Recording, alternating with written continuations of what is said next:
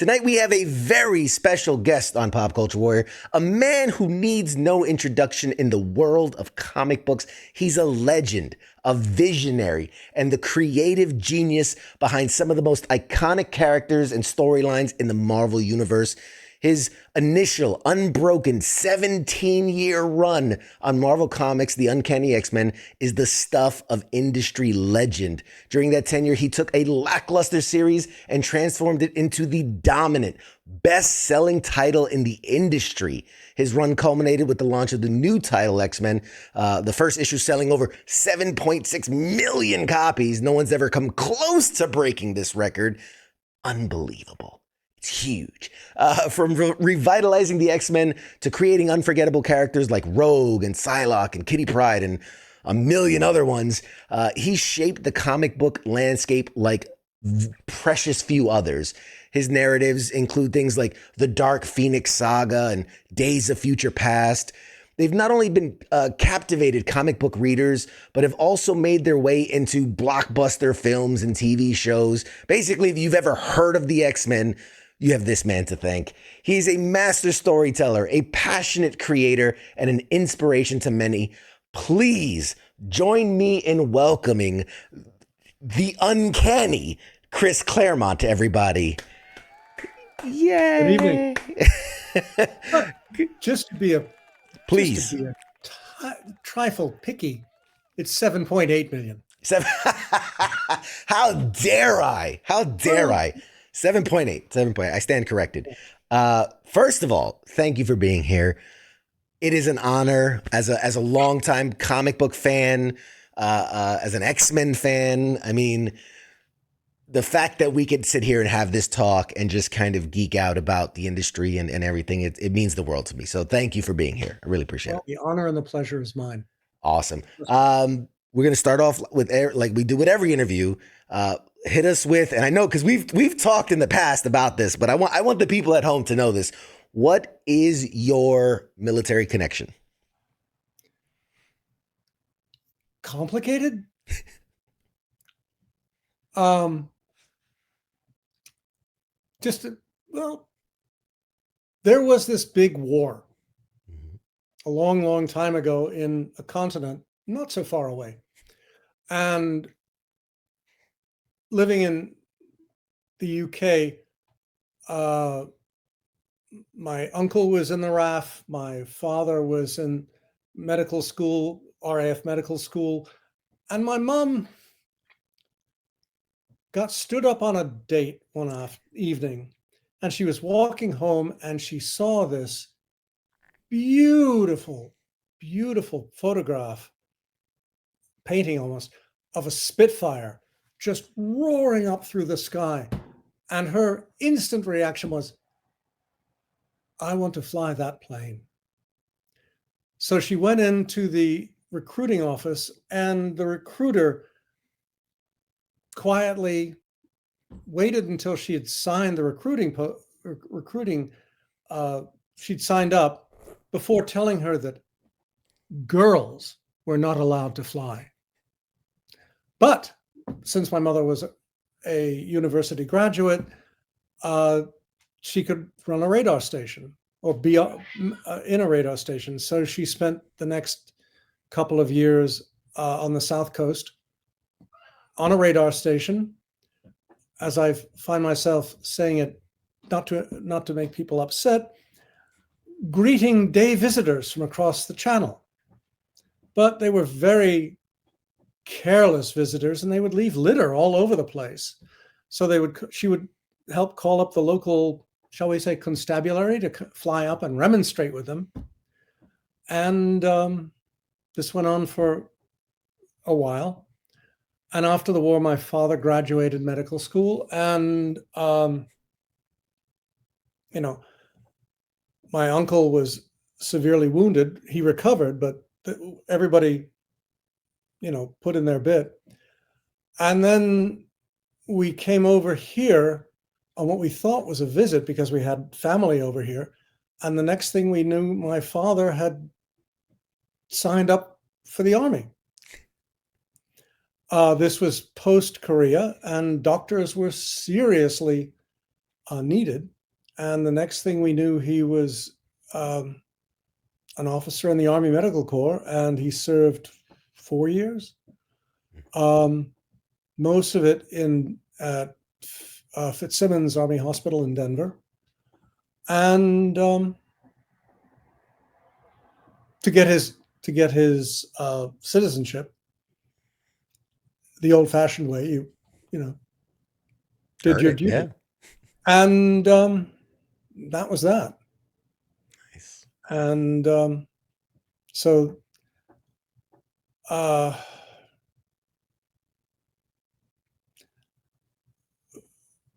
was that. Well, I mean, obviously, we're so grateful for their service. Obviously, everybody that's put their time in and raised their hand and done it. It's been, it's a part of a long legacy. So that's amazing. Let me ask you, because we always like to get to know our guests a little bit up front, and this is obviously a pop culture show. So, what is it that you kind of geek out about, right? Outside of maybe, outside of the comic world, which is the industry you're in, but like personally, what do you geek out about? Well, it's interesting because I started university with a focus on international relations and political theory, which was a very interesting it was a very interesting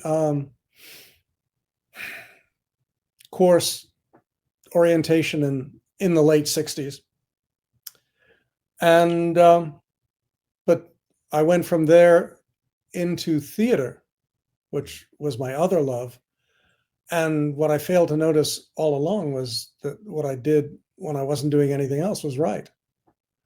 And the next thing I knew, I was earning a living as a writer, which, as everyone knows, it's almost as impossible as earning a living as an actor, which is almost as impossible as earning a living as a political theorist.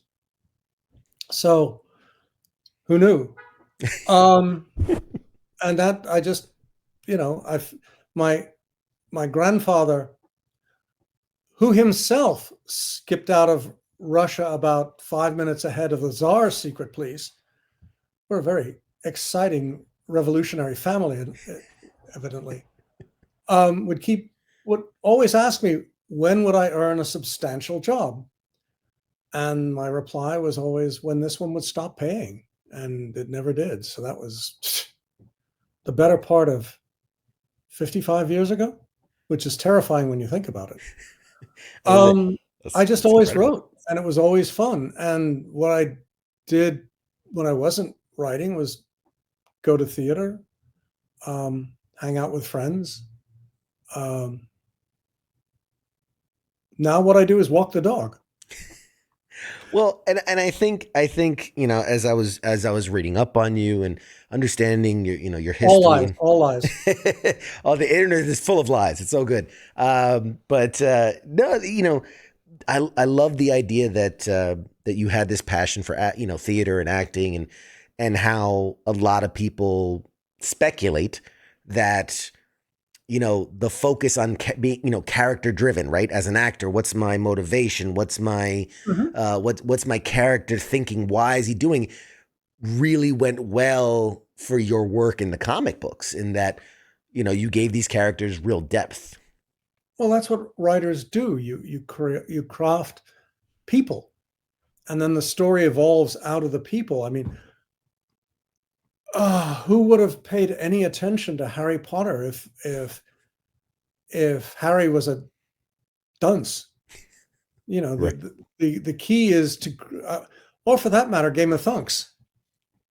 I mean, you care about the story because you care about the people in the story. Mm. You turn on the TV show or go to the movie, when we used to go to movies, because you're interested in the people. Mm. You have to craft characters that the audience will bond with and grow the story itself out of them. Otherwise, why will anyone care? And if they don't care, why would they spend the money and go to the cinema and sit there for 2.5 hours? Yeah. The popcorn isn't that good. That's all right. Well, it's falling in love with those who are on the screen. If you don't fall in love with them, if you don't fall in love with the characters on the TV set, then what's the point? You turn the channel until you find someone you do bond with. Exactly. And the key thing that Stan Lee and Jack Kirby did with the Marvel Pantheon is that they created characters in the Fantastic Four and Doctor Doom and whomever that you would look at and go, huh, those are really interesting. Mhm. But then Stan would give them a voice and a life that made you want to turn the page and see what happens next. Because American comics are a period piece. You get to the 20th page and it's like, what the heck happens next? And you have to wait 30 days until the next issue comes out. And you want to be the first in queue at the comic book store or at the newsagent to get that issue and find out. And that's for me, that's what made the X-Men so much fun. And especially in the first 100 issues, I had the great good fortune of being teamed up with Dave Cockrum, who created the modern X-Men as we visually created the modern X-Men as we know it. And then John Byrne, who took what Dave planted and fleshed it out to an extraordinary extent. And then the incredible good fortune of having Dave come back on the book for another 25, 30 issues. And then we topped it off with Paul Smith. So you have this arc of 3 artists, essentially, defining the terms of the next, well, at this point, 400 issues, 500 issues, because it's incredible. Well, yeah, and it's a continuity and a coherence that very, very few other titles have enjoyed. I mean, Stan Stan stayed on the FF for 100 issues as the writer. Jack stayed on it for 100 issues as the artist. My incredible stubbornness was staying on the X-Men from 1975 to 1991. I mean, almost well over 200 issues. And then I kept coming back over the next 40 years. So go figure. But the problem was the characters for me were so much fun to play with. I had Scott, Gene, Warren, Bobby, Hank. Wow, 4 white guys and a white gal. There's a lot of variety there. And in those days, all the Marvel ladies were always Marvel Girl, Invisible Girl, this girl, that girl. It's like time to grow them up. So Jean turned into Phoenix. Mm-hmm. And then Phoenix blew up, ate a star and killed 6 billion people and chose to pay the price. And that, she was half of the second oldest romantic relationship in the Marvel Pantheon. Nobody expected that. And we almost got away with it. I mean, Jim Shooter promised we'd keep her dead, and we took him at his word, and the audience never believed it. Their hearts were broken, but that's what you do in telling a good story. It's like, again, going back to Game of Thrones, no one expected Ned Stark. father to get Ned Yeah. Stark to come to the end he did. For those of you who haven't seen the first The arc, first season. to come to the end he did. Yeah. But that was like, oh my gosh. Well, again, surprise, surprise, surprise. Yeah. That's what good storytelling is all about. It's funny. You hit on. So there's a question in the audience from Mark who says, "Do Hi, you Mark. do you remember in 1980 you and Stan Lee said that you would not bring back Phoenix from the dead?" So I love that your last answer basically touched on that, which is awesome. Well, it gets very awkward going further into that sort of element of history, because a lot of people were involved and a lot of passions were involved and a lot of, I mean, when I heard the news of her resurrection, I was in the middle of a plot dinner, and I jumped up and ran back to the office, but it was Friday and the office was locked and Jim Shooter had already gone home. So we finished, Barry Windsor Smith and Ann Nesenti and I finished plotting the story we were plotting. I went home, indulged in some bourbon, because there was no tequila, and went home and basically spent the weekend coming up with a better idea. That's awesome. And then went in Monday and pitched it to Jim Shooter. And he actually thought it was a good idea, but he'd already greenlit the resurrection. Mm. And what can you do? What can you do? There's another question from the chat from Captain Wayne. He says, "Who's your most and least favorite mutant?" Most favorite is the one I haven't created yet. Least favorite, the one I'm not writing. There's a very large list right now, but that's a whole different discussion. Awesome. Okay. So I'm curious because, you obviously you started your career in comic books in the late 1960s. Yes. Sorry, not to date anyone here, but I'm curious, what were your thoughts on the industry coming into it, and really what did you want to get out of it at that time? Oh, we figured it was dead. We figured it'd be dead by the early 70s. I mean, the sales were collapsing. DC we were all, think of the DC and Marvel as people at opposite ends of the middle of the Titanic. Oh, look, a big iceberg. Whoopee. Let's collect some ice and make a margarita. Okay.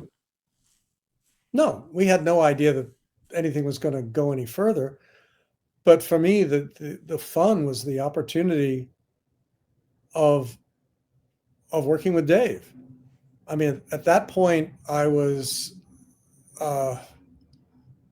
associate editor working. Len Wein was editor in chief, and he and Dave were putting together the X-Men. And I would sneak into Len's office, which had a door, but he couldn't keep it shut because he was the boss, and just admire the art and listen to the plot discussions. And I thought, these are really cool characters. These are really cool characters. And then Len would yell at me to get out of his office and go back to work. And when circumstances led to his giving up Uncanny, I essentially tackled him and said, I want the book. And since he only had room in his schedule for 4 monthly titles, and this is a bi-monthly, he let me have it. In retrospect, a great many people reconsider that their decisions that were made back then. But I was having the most fun ever. That's awesome. I'm curious. Sorry, but again, none of us thought we would last very long. Right. And so Dave and our attitude was, let's have fun. Yeah. The old, And the drive it like you stole it. not really, because you learn very quickly that, who owns the thing. I mean, That's Stan spent an entire career wanting to be boss, and his cousin was owner manager of the company, and he never did, because just because you're related, or maybe because you're related, doesn't mean you get what you want. true. So I'm curious because I know at this point, or even however long ago, I'm sure you hear all the time, like, oh, your work inspired me, influenced me. When you're getting into it, obviously not coming from a place where, oh, you were really passionate about comic books prior to that. What were your influences when it came to your writing in these stories? And then throughout the years, has that changed? Well, most of my influences were prose, science fiction writers, non-science fiction writers. The only significant comic influences I had prior, really, to getting hooked on the FF, and that was that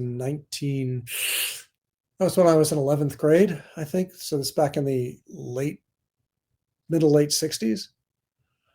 But the influences that I always felt were most prominent with me were English comics, mostly out of a weekly magazine called Eagle.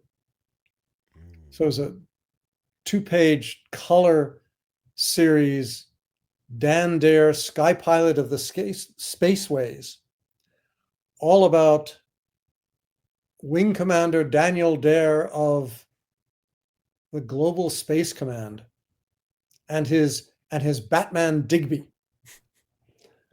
And this is when there were indigenous people on Venus. There were indigenous people on Mars, threatened by their evil dictator, the Mekon. Then there were interstellar people, the interstellar races that they encountered. I thought that was the coolest stuff yet. And then another was Heroes the Spartan, about a young Spartan warrior, or a young warrior who was descended from Spartans, but he was actually an officer in the Roman legions. And that was only a half page. So it was brilliant stuff.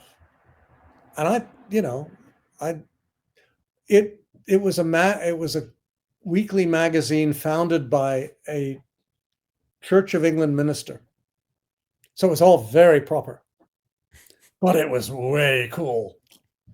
And so much more so than its American counterparts, until I started reading FF with Stan and Jack. And then that led me to Thor by Stan and Jack, which next led me to the Avengers by Roy Thomas and John Buscema.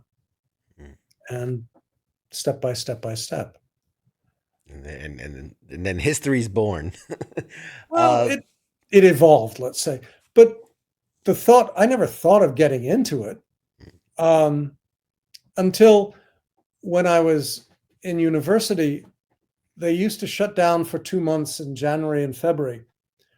They said for field period, which is where they tossed everybody out and you were expected to get a job focused on your major subject.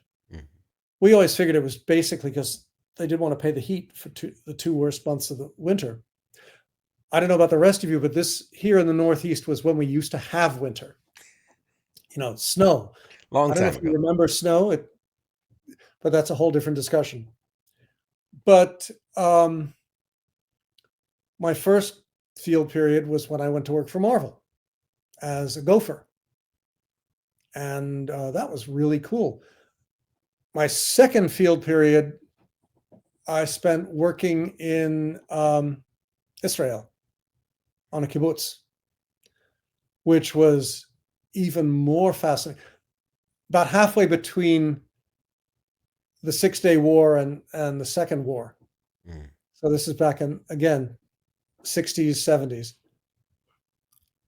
It was interesting. I mean, fascinating and heartbreaking compared to what's going on there now. Right. But again, it was, this is the end of the 60s, beginning of the 70s. It was a whole different world in a lot of ways. But it was fascinating looking at things from different perspectives. It was I mean, I have my only Bible, which I used as the source material for God Loves, Man Kills. I bought from an English language bookstore in Jerusalem, which even the thought of that is so absurd. I mean, literally spending time about where in the valley in Ha'ela, which is the valley where David fought Goliath. So on one hand thinking, wow, I'm like maybe a half dozen clicks from the old Jordan border. Mm-hmm. And going up to spend a couple of nights in Jerusalem, going on a field trip down into the Negev, hanging out in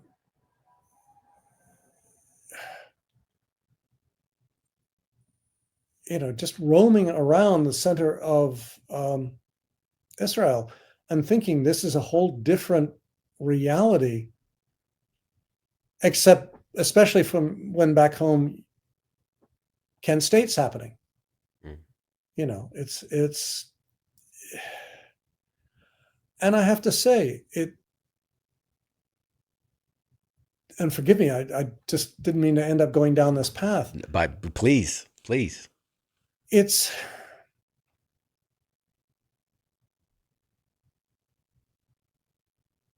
sitting in 8th grade maths class and having someone run in and say they've just shot the president.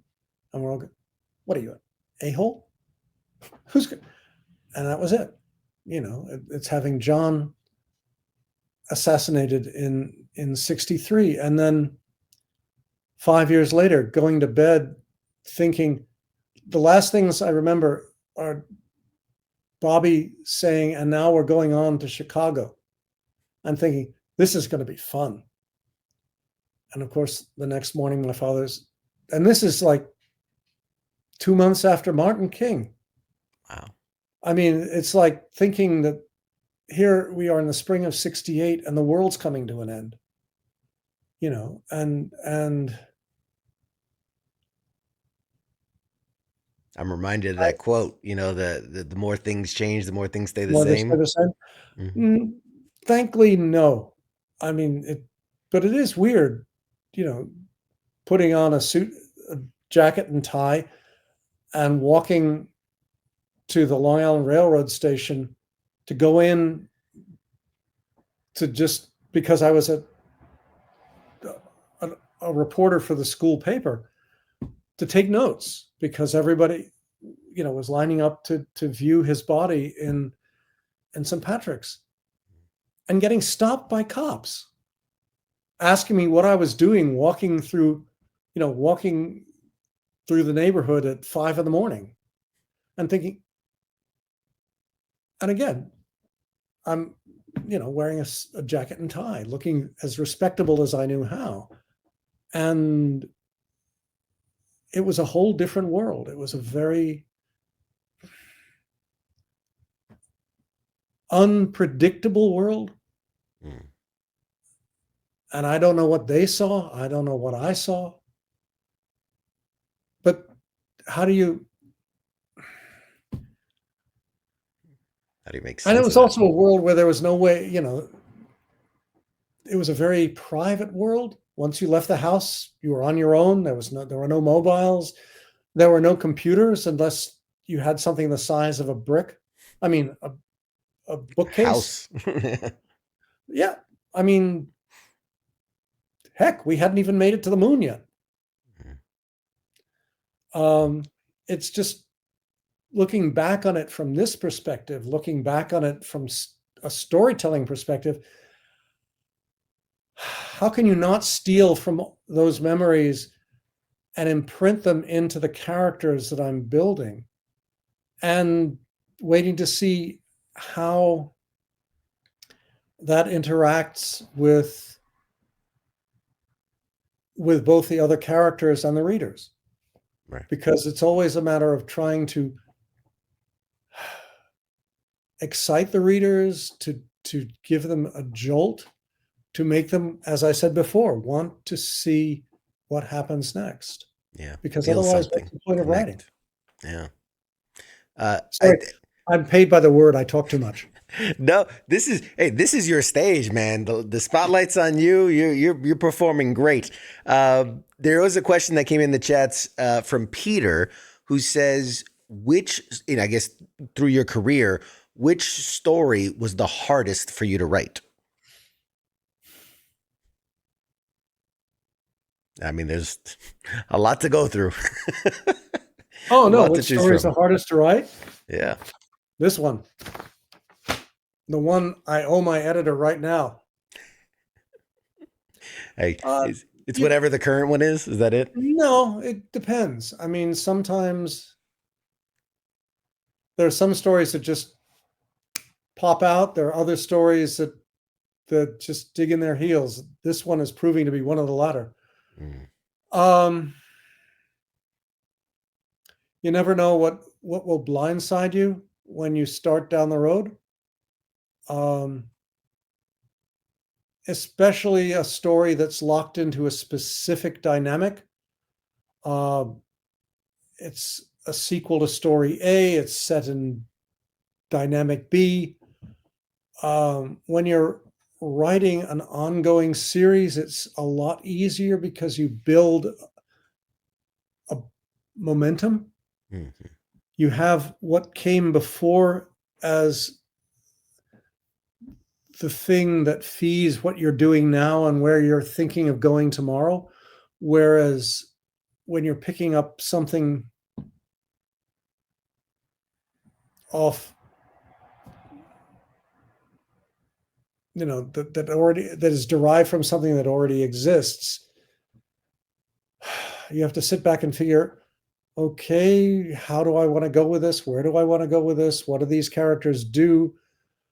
How can I make this work when it's got to fit into subsequent continuity?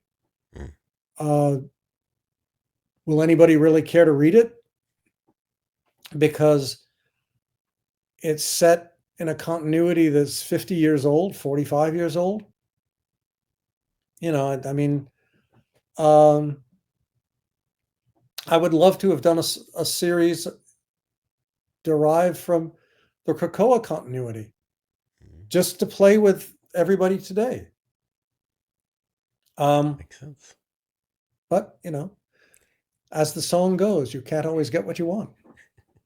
That brings a really interesting thought to my head. Is over the years, we've seen these kind of big events happen, right? The crossovers, major world-ending events. I see you rolling eyes already.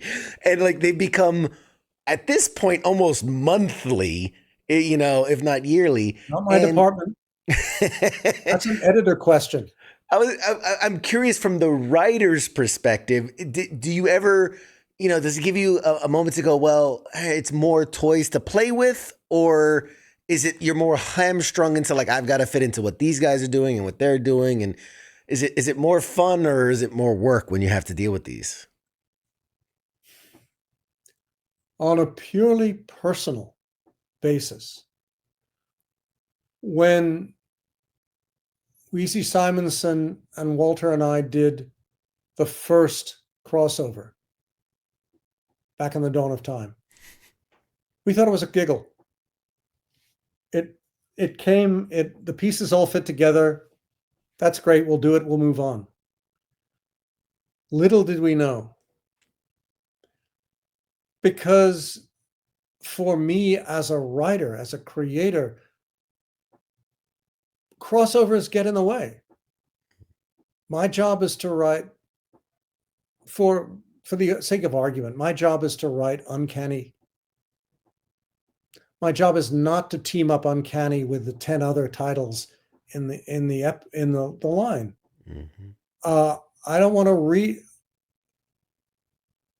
I don't want to have to read a series that requires me to read the other 35 books in the arc, because A, it's too much money, and B, I'm not interested in those books. I'm interested in this book. Why can't I read this book? There was a series that I was reading, and an issue ended on a cliffhanger. So I bought the next issue. No reference to the cliffhanger at all. Of course. I went, what the Dickens? Because the cliffhanger had been resolved 4 issues to the left, because it was moving laterally, not vertically. Well, forgive me. That means I have to shell out $200 a month to buy all the books so I can keep track of all of this. No, with all due respect, that's too much money. Yes. If they're good enough for me to earn their respect, that's one thing. For me to choose to want to read the next, I chose to read Thor because I loved Stan and Jack's work on FF. But for someone to do a series or to do a story arc that requires me to read FF and then Thor and then Avengers and then Iron Man and then Doctor Strange, in sequence, no, that's where do I learn about the characters in the series that I'm interested in? Right. Yeah. That it makes life as a reader far too complicated. Yeah. And it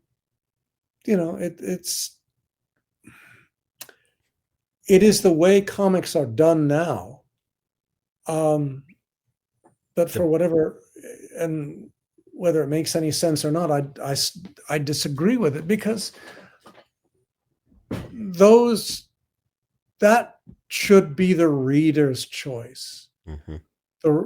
The creators should present a book that in and of itself makes the reader jump up and go, I gotta read this book. Yeah. I mean, forgive me for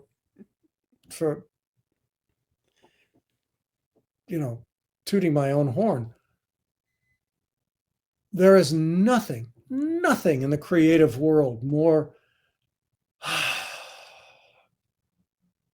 exciting and fulfilling than finding out that on the 3rd Thursday of every month, when X-Men came out, people would queue up outside the comic book shop waiting for the book to come out so they could be the first ones to buy it and read what happens next. I mean, holy cow, that is as fulfilling a response as any writer could wish for, as any storyteller should wish for. but that's what we should be aiming for. You know, and maybe if I create New Mutants down the road, the reader will give it a shot because, hey, I really like X-Men. I'll give this one a shot. But that's something that should be, again, earned. Yeah. And if the company's mad enough to bump the X-Men from monthly to 18 issues, hey, I'm good for that. Just as long as I keep the 18 issues on the same, if not a higher level. Like I get it from a business. Like we're not here to knock anybody, but from a business perspective, I get like, oh, if we put these characters there, like the idea is more people will buy more comics. But I agree with you wholeheartedly, and it makes my heart sing to know that you're on the side of the reader, and like it's about the experience. It's about the characters and the stories, not just about what's gonna suck more money out my pocket. Well, and to be quite blunt, no other books selling. I don't see any other books selling 7.8 these days. It's the whole point. Again, when Dave and I took over the X-Men, it was bi-monthly. Partly because Dave could only draw so fast, but also because it did not sell. Right. When John took over the book, it started selling. But we had to get far enough ahead of schedule to justify bouncing it up to monthly. And it kept going. And when we got to Dark Phoenix, this is really good. And then 2 months later, we followed it up with Days of Future Past. And again, it's one thing we did that story in 36 pages, 2 issues. Nowadays, it would be a 36 issue crossover. Yes. No, I mean, the point, Stan's point was you get on, you say your piece, you get off. Archie Goodwin, when he was editor-in-chief, says, okay, you have a dud issue. Okay, you got 30 days to fix it. You keep structuring. Stan's point was because our sales outlets were so poor. We didn't have comic book shops in those days. We went out through newsstands. I bought my first FF from a newsagent, coffee shop. But you couldn't guarantee the next issue would be there, right. But once we hit comic book shops, things got very interesting. So with John, the book made it up into 250,000. Dave's came back on the book. The sales stabilized, kept increasing. When Smitty took over, holy cow. In less than a year, we were suddenly pushing 500,000. No one had ever seen numbers like that. The argument, my point with X-Men 1 was, silly as it sounds, okay, selling 7.8, yeah, that's easy. The challenge is 12 issues later. Maybe we can still sell over 1 million. If we can get away with that, you're changing the whole dynamic, not simply of X-Men, but of the industry. Yeah. I wasn't shy about it then. I was greedy. If I'm going to sell this ridiculous number, let's see if we can keep it going. Let's see if we can kick it up a notch. Of course. Didn't work out quite the way I thought, but that's the joy of, It's like A if you challenge. can take off, heck, if you can take off from an aircraft carrier, maybe you can take off a B-50, a B-17 sorry. You can take off an Army bomber from an aircraft carrier. If you can take off vertically, who knows what'll come next? Right. If Yeah. you can make it to the moon, why not to Mars? That's so true. It's the point is if you can hit one objective, well, up the Yeah. ante, see what happens next. Yeah. Challenge yourself. Now, I gotta ask because I mean, the list of characters you've created is way too ridiculous to go through all to gold. But fan favorite: Rogue, Psylocke, Phoenix, Mystique, Emma Frost, Jubilee, Sabretooth, Sinister, Forge, Gambit, Kitty Pryde. I mean, just to name a few. Like these are all people that I mean, it just screams X-Men. You know these people inside and out. I'm curious how do you create like all these characters? How do you just imagine these people? Do you pull inspiration from real life? Do you Yeah, just yeah. you know Everyone keeps asking, well, when I started, nobody else was doing interesting women. So I figured, okay, I'll do it. But you steal from the people you know. My mother, there's nothing. Her favorite story was like she would be lying on the the cliffs overlooking Beachy Head, catching some rays, and this Messerschmitt just saw her there and decided to come down and say hello, and he strafed you know, all the way up the the cliff. As my mother was fond of saying, 5 inches one way, 5 inches the other way. Why, Christopher, you would have had a totally different father. And I go, that's certainly one way of looking at it. I have another close friend who's won just about every major writing award in the United States and used to be every if Ebola would break out in Africa, she'd grab her mop suit and go see what she could find.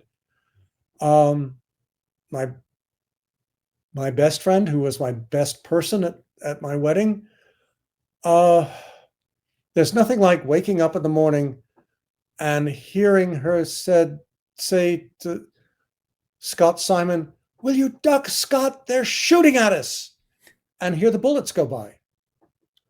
And belatedly realizing that even NPR wouldn't put that on the air if anything bad had happened. Hmm. But the first couple of minutes were scary as hell. I mean, they were probably a lot worse for her. But I know a tremendous number of really strong. My wife, it's like we were flying up the coast, and we stopped in this small airport, and she went to the bathroom. And while she was there, three might have been pre-Blackhawks, might have been Hueys, I'm not sure. Basically, they landed, and the company commander comes in the ladies' room, and the next thing she hears is thump, bam, crash, boom, thump, expletive, wham, because she came in full combat gear and she had to get it off so she could utilize the facility.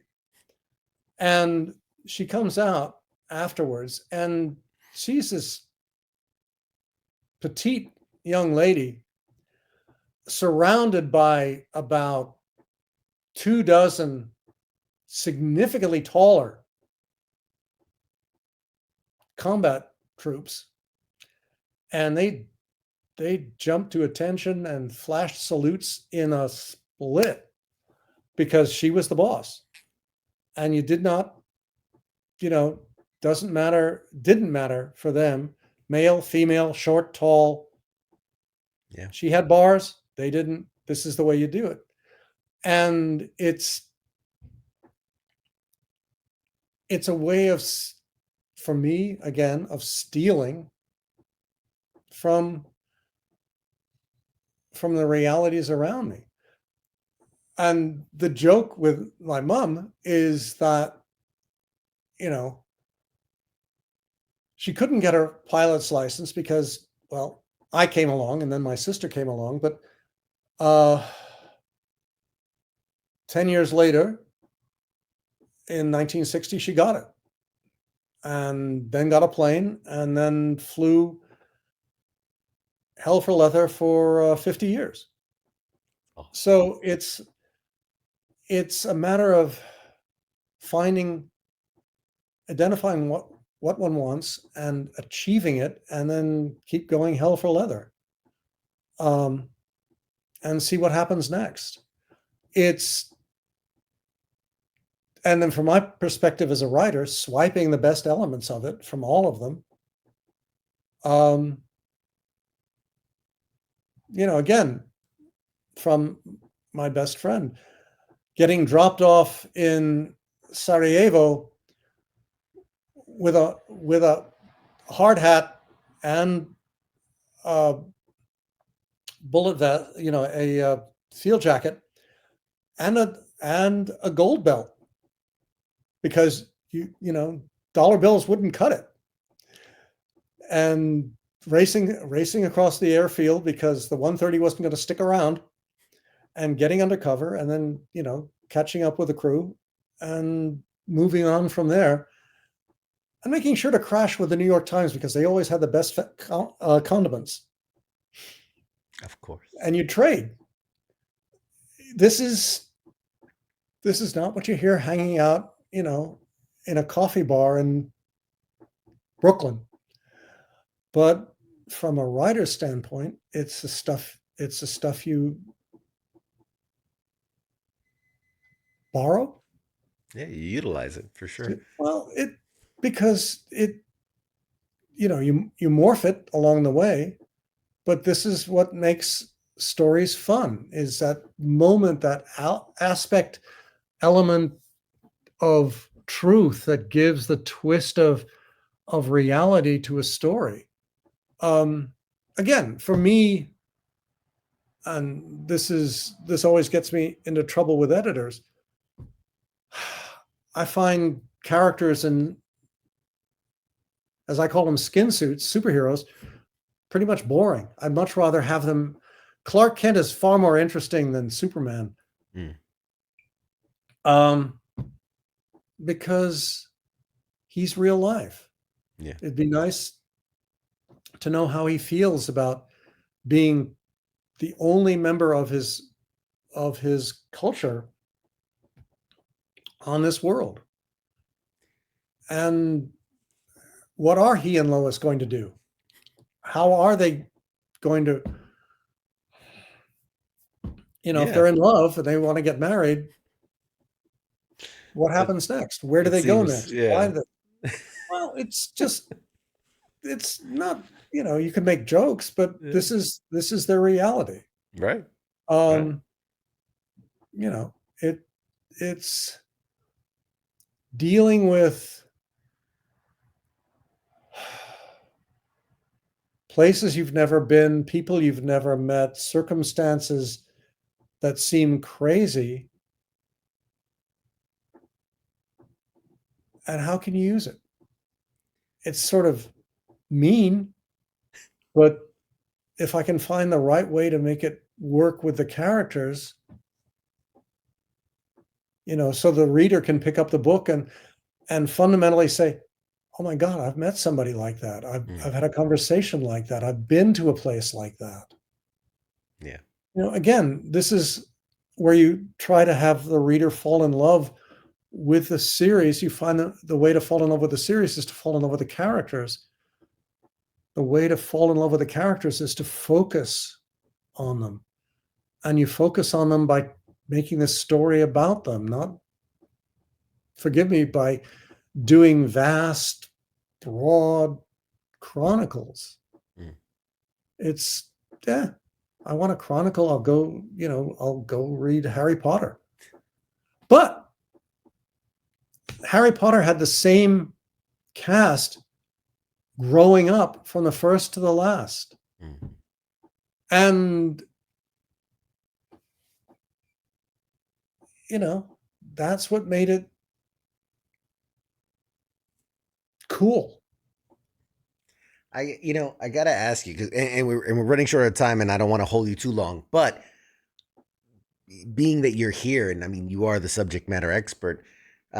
We've obviously seen an explosion of superheroes adapted into movies and TV and cartoons and all these things and all the media. Mm. You probably know where I'm going with this. Like, No, I just have no love for Fox. And yes, I'm waiting to see. I mean, the trailers look really cool. That's right.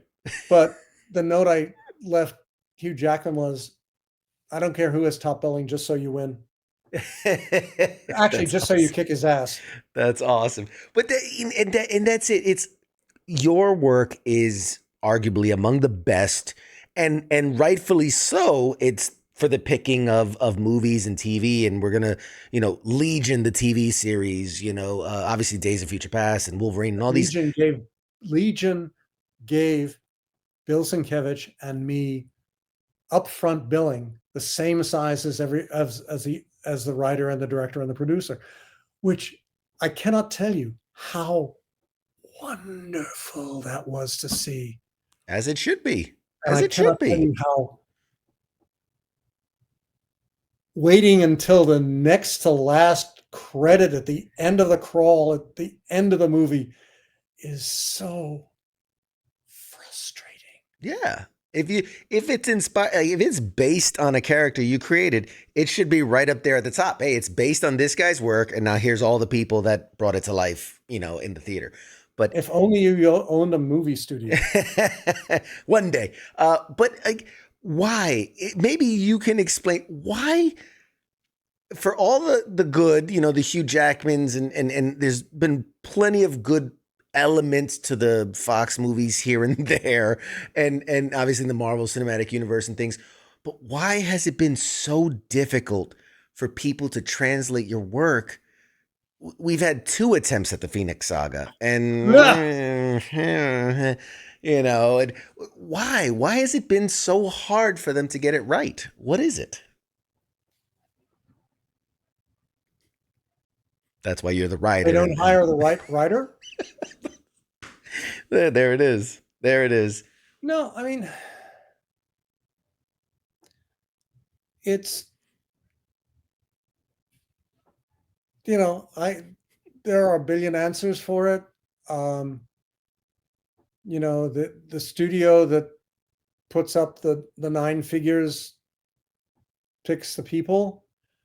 In 1988, Stan and I sat down with Jim Cameron for a meeting to pitch X-Men.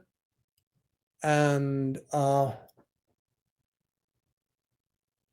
I'm thinking, this is great. I have some of the best women characters in comics. Cameron's going to pitch us Catherine Bigelow as the director.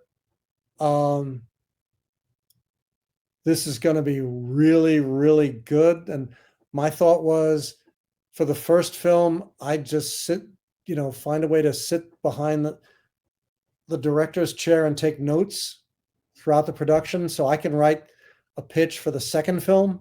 Right. And this will be how I get out of New York and go to California, much like Stan. Never realizing that Stan had his own idea. And before we could even say a word, he looks at Cameron and says, "Hey, I hear you like Spider-Man." And no, Cameron didn't like Spider-Man. Cameron loved Spider-Man. And in the space of 5 minutes, Cameron was going to executive produce and produce X-Men in the space of 5 minutes, it had become he's going to executive produce, write, and direct Spider-Man. And the X-Men was going drifting away on the smoke and realizing I had my dream, Stan had his dream, and he was there first. None of us realizing that in the previous 20 years, Marvel had sold the rights to Spider-Man, to every iteration of Spider-Man. Amazing Spider-Man, Spider-Man Team Up. Imagine the title, Marvel sold it. None of the studios making the connection between the name Spider-Man and the fact they were just buying the same character over and over again. But also realizing it's Cameron, it's Spider-Man, we're all going to make money. Let's not be a-holes about this, except for the last studio, Carol Co., which was already 3 steps off the cliff to bankruptcy. And they wouldn't give. They would not yield. They would not. They wanted all the rights. And everybody had a meeting. And by the time they were some ridiculously short number of minutes into it, Cameron just jumped to his feet and yelled, I'm done. I'm out. I'm never doing this effing yada, yada, yada, blah, blah, blah, ever again. Expletive to all you guys, and walked out the door. And so they went from, refusing to yield on anything to having nothing to refuse to yield on. And that was it until, till Sony came along. Right. And so the X-Men went from being produced by Cameron, woohoo, to being produced by Fox, the irony being, of course, that without the first X movie, there may not have been any superhero movies because Fox didn't expect X-Men to make money. Right. And the fact that suddenly they had a $99 million opening weekend blockbuster was like, holy cow. And who would have thought? Well, clearly not Fox, because they were embarrassed by the X-Men. Mm-hmm.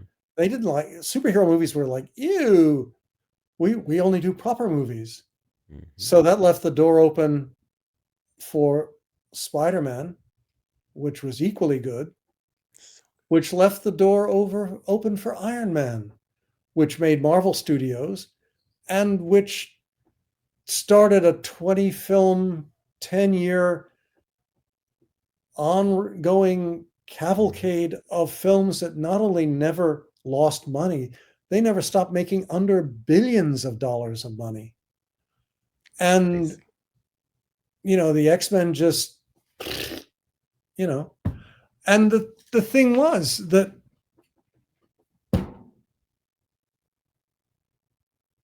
Dark Phoenix woulda, shoulda, coulda. But that'll take another 10 minutes to tell that story. And, it's just, but it's true. Well, I mean,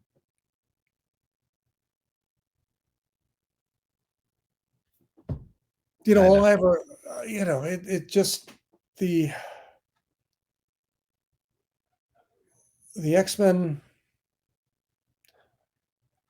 I mean, for me as a creator, I think the X-Men would be much more, especially given technology, TV technology, be much better as a Game of Thrones reality done as an ongoing arc, simply because of the evolution of characters over the time of the X-Men, and the fact that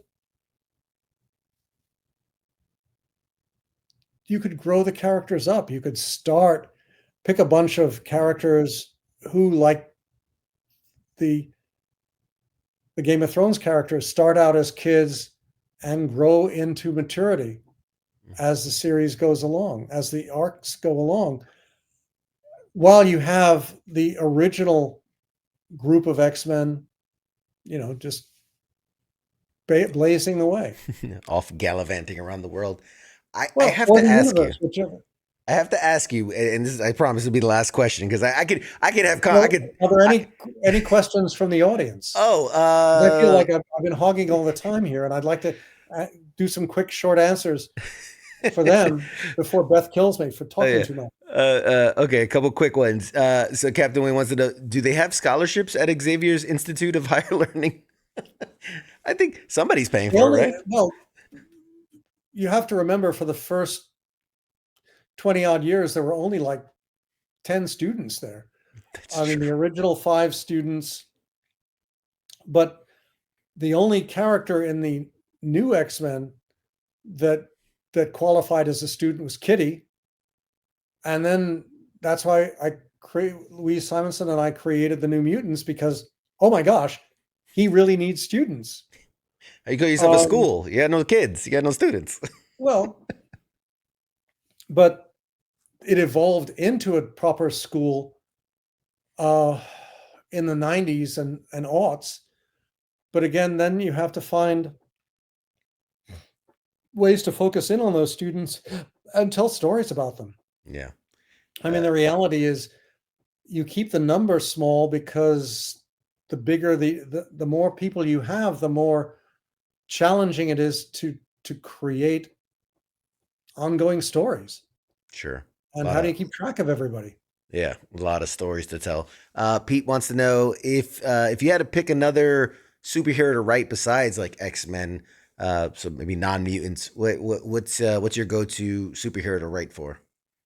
Well, the one I went to was Sovereign Seven over at DC. I mean, the one I'll always go to first is the characters that are mine and not Marvel's or DC's. Right.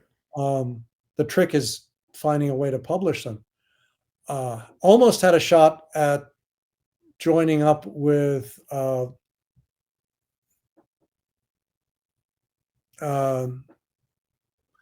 for gosh sakes, Give me a Jim hint. Lee's and everybody's outfit after they booted Marvel. Right. But that didn't work. But yeah, but forgive me, but my stuff as opposed to anybody else's.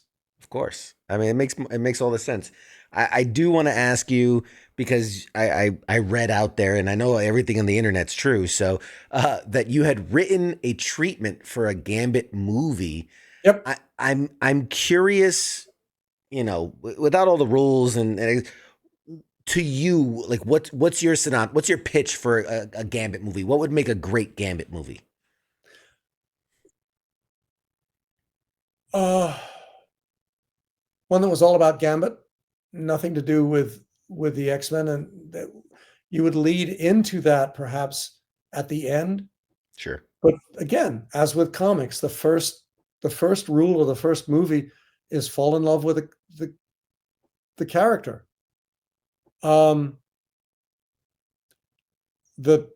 Lauren Schuler Donner wanted to do an adaptation of Frank Miller's and my Wolverine miniseries because she fell in love with Wolverine as we did it. Yeah. Fox insisted on them doing an origin story first because Fox's attitude was no one will know who he is, which, I say no more. Fox is Fox. You cannot, they got their $90 billion and are living happily ever after. But Mm.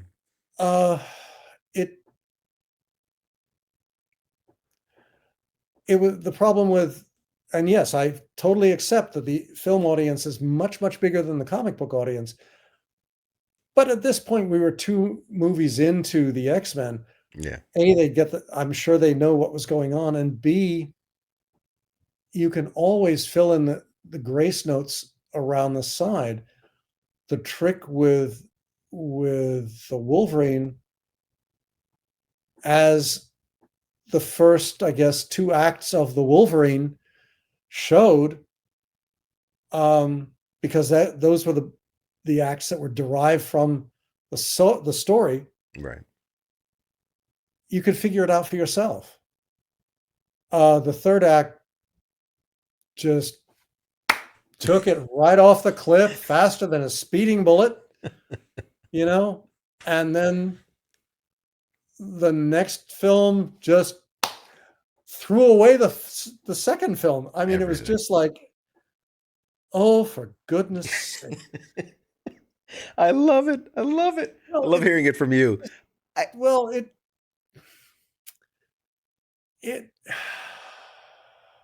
Can I ask you this? Because I mean, yeah. sorry, we know the MCU. We know X-Men are coming. We know that, right? We've already announced Fantastic Four and the cast and all that. They're gonna bring X-Men into the MCU. I mean, they Well, have to. they're bringing Logan in, and Hugh Jackman, who said he was done with superheroes, Right. apparently has said last year he'd be willing to do Wolverine again if he got, Robert Downey Jr. and Spider-Man Right. in the film too.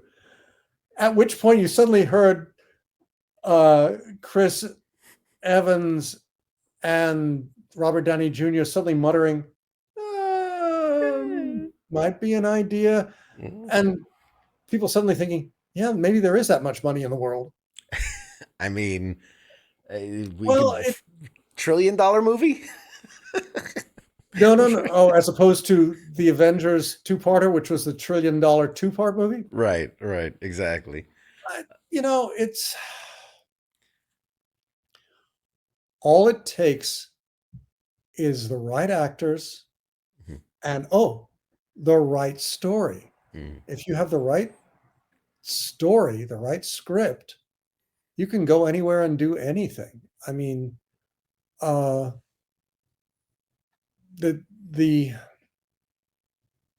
without the story, as the saying goes, forget about it. So if and when, because I think it's when, we see the X-Men, the MCU version of the X-Men, are where do you lie as far as like, do you want them to adapt any more of your stories, or you're just like, you know what, leave my stuff alone, Oh do no, something God no! else? I'd love to see the characters done right, the Mhm. stories done right. Everybody's very excited has been very excited with the animated Mhm. X-Men this spring. 97. Yep.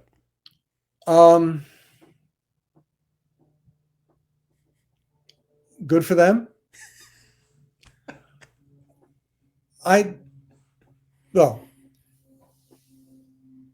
my disadvantage is I haven't seen it. Mhm. But I'd just like to see it done right. I'd like to see it done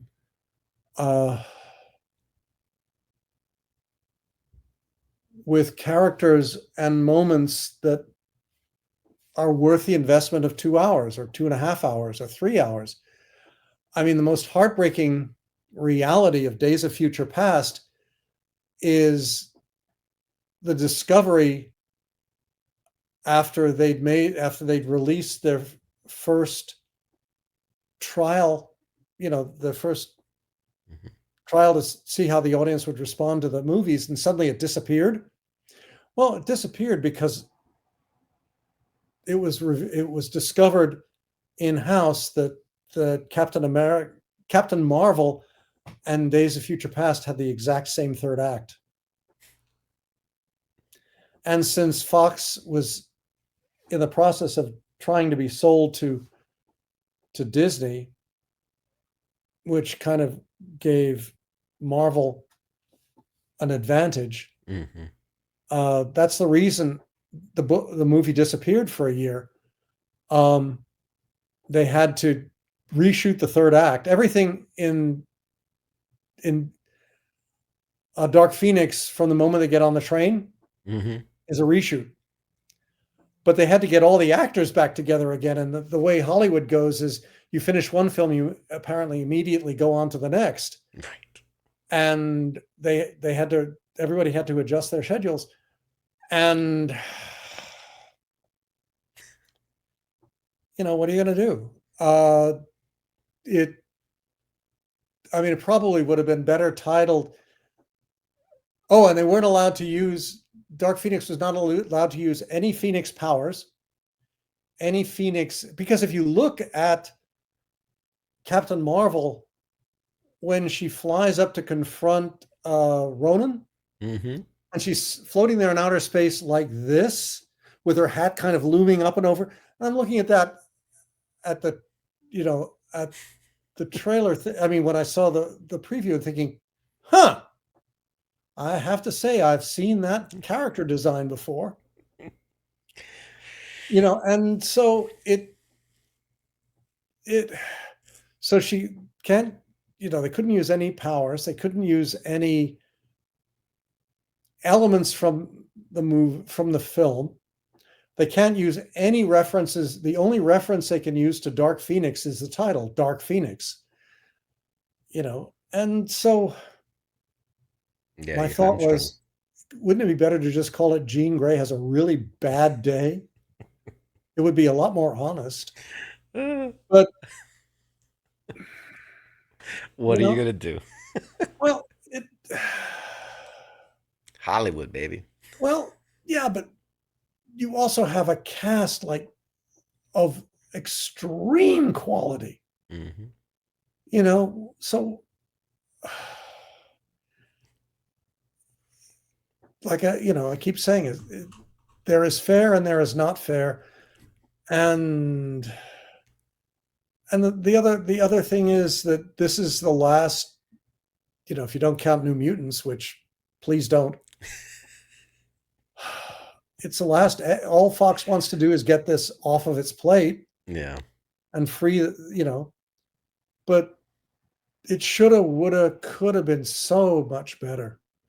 And I guess the problem, the challenge for any X-Men related movie is that the Marvel schedule is booked up for decades, it seems like. Yeah. So unless they, pull one arc of films and slide, once they figure out what the story is and who the characters are and who they're going to get for it and how they're going to pull it all together and how much fun they want to have with it and how essentially it's going to integrate into the Marvel universe. I mean, again, my fantasy about it back in the day was, you get to the end of Captain Marvel and you run the credits, and then you get to the end of the credits, and Carol Danvers is in her apartment overlooking the back bay, and her phone's ringing. Well, you start hearing the phone ringing as you get to the end of the credits. And, then you get a shot of the back bay looking out through this beautiful panoramic window, and the phone's ringing. And then Carol walks in and picks up the phone, and you hear Patrick Stewart. Carol? And she goes, Patrick? And she looks up at the screen and grins, and then we cut. Mind you, Captain Marvel went a totally different direction. But who listens to me? What do I know? That's worth money right there. Uh, we've kept you on so much longer than we should have, but this has been just the greatest conversation. I truly want to thank you for your time. I hope in the future we can have you back. We can have more philosophical debates and talk about. I'm sure we'll talk about Deadpool and Wolverine and all the other. I think Fantastic Four is coming. So we gotta. Well, I'll tell you next time. I'll tell you my secret ending for Days of Future Past. Oh yeah. Oh, there you go. Stay tuned for the next time. For the film, which would then lead into Apocalypse done right. Of which would then course. lead into Phoenix, which would then lead into Dark Phoenix, which would I then love it. lead into Old Man Logan. I love Oh, it, that actually not Old Man Logan. Logan. Logan. Um, is there, well, first, where can people follow you on social media? And is there anything you have upcoming that you want to promote, either work or appearances or anything like that? Let the people know where they can find you. Well, I'm. If anybody's in the vicinity of, uh, oh, for goodness sakes, Was it the Carolinas? yeah, this is what you call brain fart. Oh, sorry, I used the F word. You can find me on Instagram. You can find me on chrisclaremont.com. And as far as new stuff, I've got a series that'll be starting right after uh, uh, Wolverine Madripoor Nights ends, which is the end of this month. And then the next series starts the very beginning of July. Oh God, we're in June already. And this is, if I can ever get this sorted out, is what will come right after that, which is theoretically going to be, let's see, July, August, September, October, or November, just in time for New York Comic Con. Sorry, I'm just going crazy here. And And we'll it keep keeps on going. going happily ever after. I mean, it's, I may be stuck in the 80s and 90s, but it's still fun. And see where it goes from here. But thank you all very much for listening. Thank you all very, very much for your service. It means more than any of us can say, even if some of us, and I'm looking in the mirror, can be total jackasses. But that's a totally different discussion altogether. And the last, holy cow, it has been that long. The last hour and a half has been a lot of fun, even if I do talk way too much. No, I told you my goal was for you to have a good night and have a good time and just wax philosophical with us and have a good time. So everybody in the chat is adoring you. They love you. They're saying thank you. They're saying why you have to leave us on a cliffhanger like that. But hey, you're a comic book writer. That's what you do. Well, but see that, but this is where you can all think about what I'm going to say and come join my Instagram. And I mean, I've only got let's see, Sophie Turner is 2 million and change, and let's see, at this Little shy of point, that. she's a blonde. What can you do?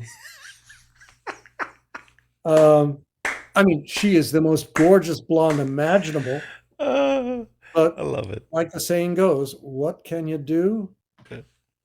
Hey, everybody, go follow Chris. I mean, my Oh, God. I'm 18.4 kilos. There you go. So Hey, come on, let's get to 20,000. we're gonna get you there. Everybody, go out there, follow Chris. Obviously, if he's check your local conventions. If he's there, I'll be at New York. We'll definitely cross paths, and maybe we can shoot like a silly little vignette or something. But honestly, thank you so much for your time. I mean, you are a legend. And more than just your work, you're an incredible human being. Like I said, I had a really good time, reading your history and getting to appreciate more than just the comics, but your writings and all your work. So Thank you very much. That's very, very kind. Truly been an honor, and I really mean it. I want you back. We'll give it some time. We'll let some new stuff come out, but I would love to have you back and just keep talking about all this stuff. All you have to do is talk to the boss.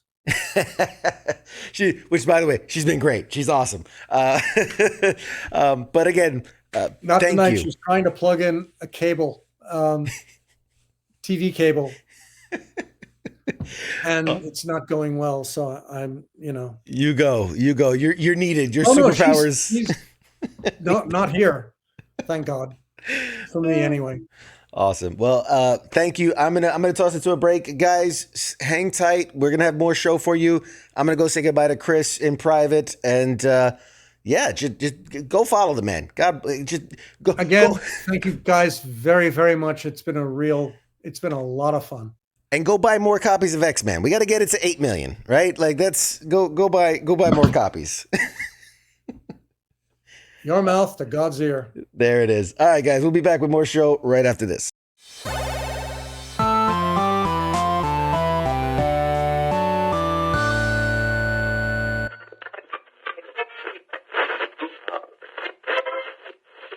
Let's see